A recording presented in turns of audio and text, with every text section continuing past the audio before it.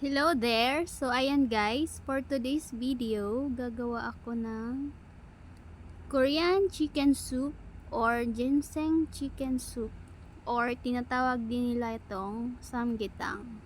So ayan, meron tayong tatlong buong manok. So bali mga 1 kilo yata yung timbang ng bawat isa dito. So ayan.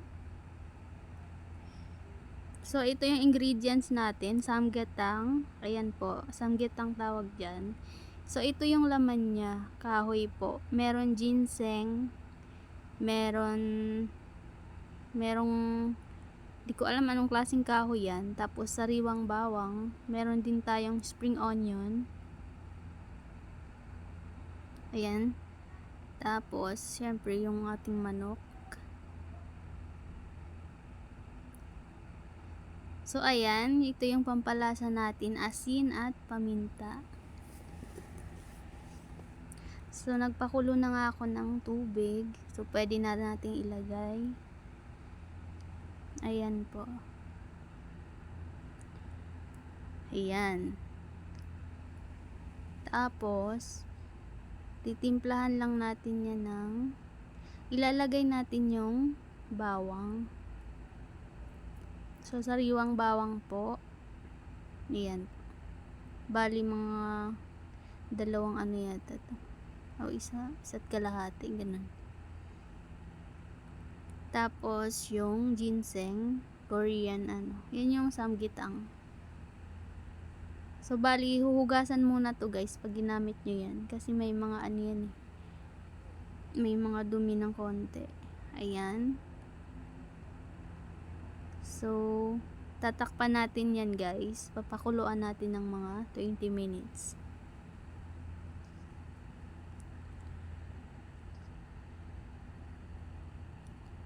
So, ayan. After 20 minutes.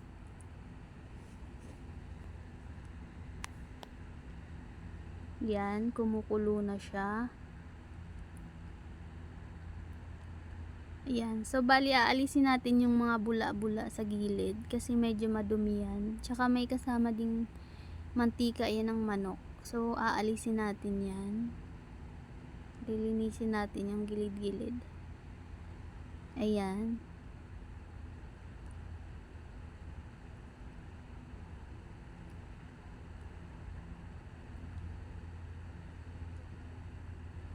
So, ayan, malinis na siya. So, tatakpan natin uli, guys. Bali, tinimplahan ko na pala yan ng asin tsaka paminta. Nakalimutan ko lang ma-video. So, ayan, kulong-kulo na siya. So, mga 2 oras ko to pinakuluan. So, ayan nga, lutong-luto na yung manok. Tingnan nyo naman, nadudurog na yung paa. Ayan. So, pwede na yan, guys. Hahanguin na natin to. Pwede na siyang i-serve. Ayan po. So, maglalagay tayo sa mangkok. Ayan nga po. Ayan o, lutong-luto na yung manok. Durog na siya. So, lagyan natin ng spring onion. Ayan. So, pwede nang i-serve yan guys. Masarap yan. Try nyo po yan. So, thank you for watching. Please like and subscribe to my YouTube channel. Thank you guys.